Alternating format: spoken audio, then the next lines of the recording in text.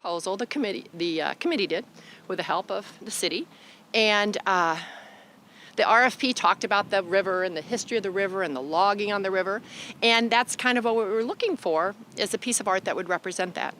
So we put the RFP out, and I remember it very well because I called Brad Lenz the week before. I said, we were hoping we'd get 5, maybe 6 submissions. We didn't know, we'd never done this before.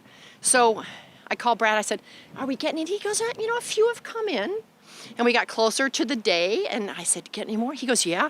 And the day of, he goes, oh my gosh. And the day after, it was like, Linda, I can't even count them all, but I think we have, at the time, over 90 different pieces of art from 80 plus artists from 5 different countries. So because I have this astounding commission that I work with, these people that are all artists, they knew where to send these RFPs to. I mean, it wasn't like, with all due respect to the buyer's guide in Wausau, we didn't put it there. We put it like all over, and we had world-renowned artists, submitting, and we were so excited.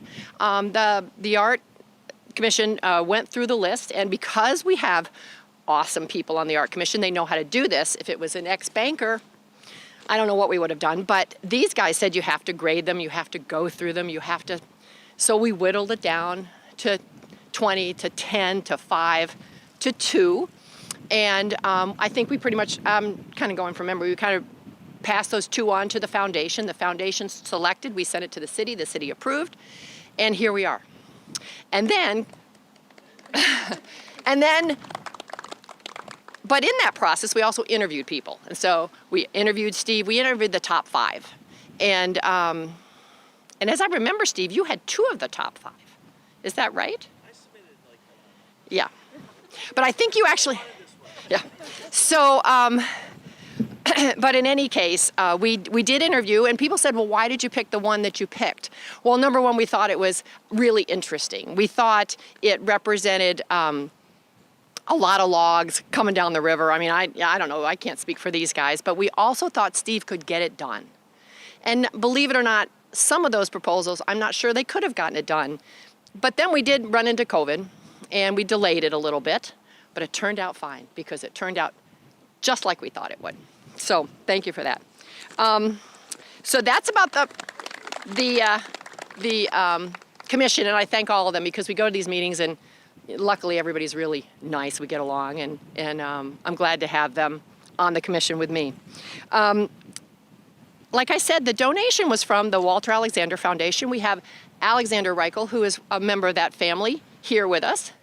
And we are very appreciative of that. The Walter Alexander Foundation, Walter Alexander was, Alex will tell me if I'm wrong, known him for a long time. He was born in Scotland, pretty much raised here in Wausau at the end of the century. He worked as a kid, as a teenager, in Walter Mackendale's sawmill, which was right here on the river. That was the Stevens sawmill, the original sawmill.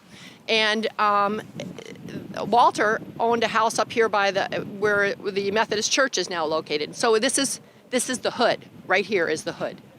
And I think Walter Alexander touched so many things in Wausau that started. He was part of the Wausau group with his son Judd and other people. But Wausau Paper, Wausau Insurance Company, Marathon Electric, Masonite Corporation. I mean, there's so many things. The Wisconsin Valley River Improvement Association that dammed up the river, that controls the river. He's involved with the railway, with the electric light company. I mean, everything that was important that happened at Wausau at the end of the century, Walter Alexander was part of. And so it's his legacy that Ruth and Ann Alexander started this foundation in 1950, something like that, to commemorate his involvement in this wonderful town we call Wausau. So we are grateful to the Walter Alexander Foundation. Thank you. Thank everybody and your family. We're very appreciative. Thank you. Okay.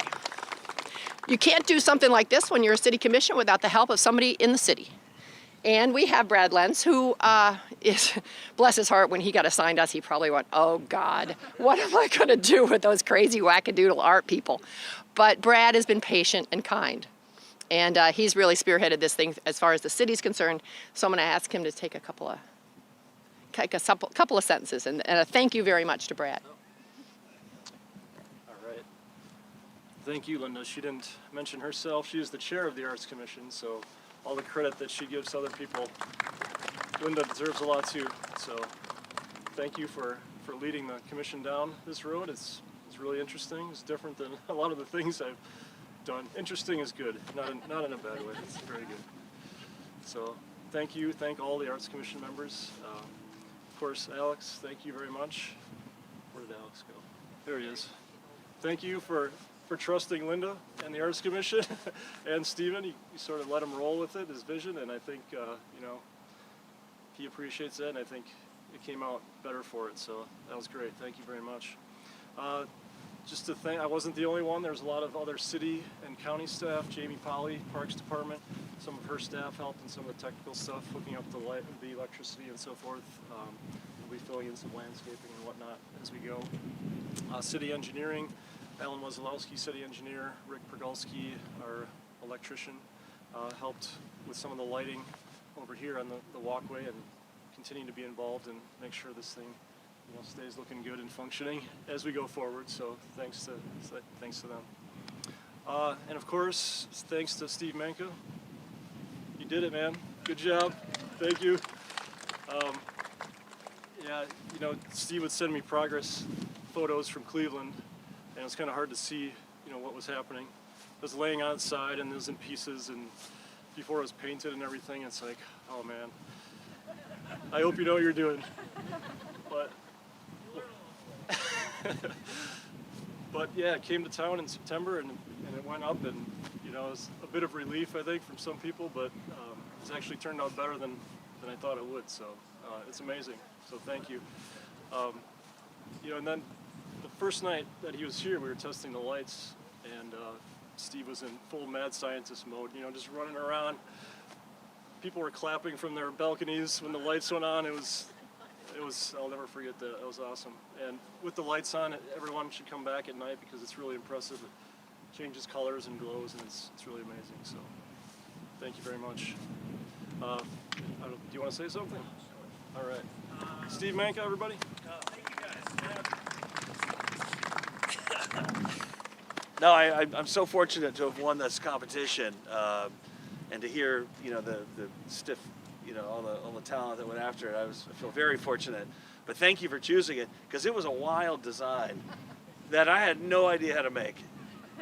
But that's how I start every project. Then you're like, all right, let's figure out how to make it, where the vision is still there. And if I were to give you kind of the giveaway is, if you can imagine a log raft coming down the river, and it's bound together, and then just the tension of it just releases and just kind of does that. But I think there's other things that I was thinking about as well as this thing was taking shape. One is just the play of natural light. I want this thing to look different at different times of the day. So you come in the morning, it'll be reflecting the gray, misty morning, or it might blind you a bit if the sun's just right. But then at night, the glow of the lighting will give it another kind of life to come explore. But and then I start working with some people, and they're like, it looks like a wolf kind of howling. I'm like, all right, I can see it. And then from a different angle, it looks like a bird wing. And we were just up at the museum, and I've never seen so many beautiful bird paintings. I was like, it kind of is a bird wing. So whatever you can bring to it, it's yours now. I'm gonna walk away and leave it with you. Call me if there's any, like an act of God. But as we put it in, by the way, it went so smoothly. We had a great engineer locally, Susan Lisecki, thank you so much, with ionic structures and other systems. This foundation goes down 24 feet, past the water table, past sawdust, into solid ground. The concrete was done by Dan Crawl, another local. So I'd come into town, I would establish some relationships, and I was able to line it up. And then the day of the install, for the people who saw it, it was just the smoothest thing. And you know, when you sweat every detail, and you think of every way it could go wrong, and you make you know, assurances that it won't go wrong. It was the smoothest install I've ever seen in my life. And then we celebrated, and we were like, people asked me, what's the title of this thing? What are we going to call this thing? And I was like, I don't know yet. And I'm like, I need to come up with a narrative. And I was like, what if there was a poet a local poet who could describe this thing? And I'm going to ask Ava to deliver what she came up with on this. I'll give it to you here. Thank you, Stephen. So actually, I met Stephen and his team at Red Eye when I was his bartender, actually. And they were already drinking for a while before I actually clocked in. And I walk over there, and they're like, hey, and they're just talking to me, and they're just really. I felt like I just came upon them when they were at the climax of this thing, and so I felt like I was in the middle of a story I just didn't know, So I was like, oh, you guys seem like, you're at the climax and then the ending of the story, and congrats on whatever you just did. I don't know what you did, but you're happy, and that's great. So then they ended up just getting to know me a little bit, so I chatted with them for a while, and they, Stephen or someone was like, oh, hey, this is it, by the way. And I was like, oh, that's cool. And I wasn't really sure what it was. I was looking at it, trying to figure out what it was in between making drinks for everybody at the bar.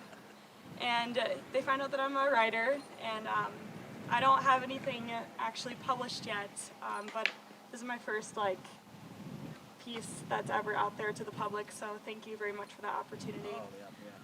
And I came up with a poem for, once I discovered what it was and what the story was behind it, so I'm going to read that for you right now. And I think it's called In the Pines. We all tried to decide a title for the poem too. So. Yeah. So it's it's all engraved on this plate over here. Yeah, there's a plaque. In the Pines is the title of the piece. All right. So, in the northern forests, the murmuring pines hold up the sky. From a distance could be heard a chorus. Timber! On the Wisconsin River, bubbling, battering, bustling, a sharp tang of sap eagers the nose. Splintered tree bone stands downstream. Upon the watery orrery, a mighty log raft stays afloat, poking, pulling, prodding.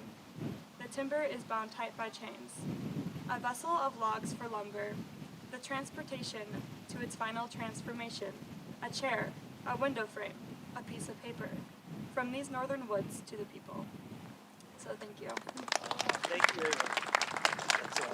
Thank you. No, I love that this poem is up here as almost a narrative to describe maybe why, leaving still some mystery, and so I hope as you guys come to live with this, that you guys like it. Among there's just another last thought. My grandmother, Germaine Manka, or Germaine Kittinger at the time, grew up in Green Bay, and met my grandfather at Milwaukee. They got married, and he was a dentist for the military, so they traveled around the globe and around the world. But she was from Green Bay, and there was always Packers stickers on the refrigerator. And she was a painter, and I felt like it was important to acknowledge her on the sculpture. So it's unexpected tears, but she was a great woman. She's passed away since, but so again, thank you for the opportunity to do this sculpture. It's my boldest piece, and we'll see what comes next. But this is my favorite piece yet. So. Thank you, all you Wausau people. Thank you. So, I didn't know that you were as afraid of it as we were. I start all my projects that way, where it's like, we'll figure out how to do it. as we go. It'll occur. And like we said, of all the people we thought Stephen could actually deliver on what he promised, and he absolutely did, because it looks exactly like we thought it would. You know, I appreciate it. so we're so happy. No, I So appreciate thank it. you for that, and thank you to all the city people that helped, and the Alexander Foundation for their efforts. And I guess I'd ask if there's just any question that is burning in anybody's mind that we can answer. If not, we'll invite you to stay around and talk with Stephen, and I encourage other foundations, other funders to be the next piece of art in the Yeah. collection. I think Mark's going to do one, Yeah. and we encourage that. Yeah, just like a rhythm of them. Yeah. Yeah. So thank you very much, everybody. Thanks for coming. And come Yeah, back and see thank the you, lights guys. when they turn on, because it's going to be something beautiful. Oh, fantastic. Thank you, guys. Okay.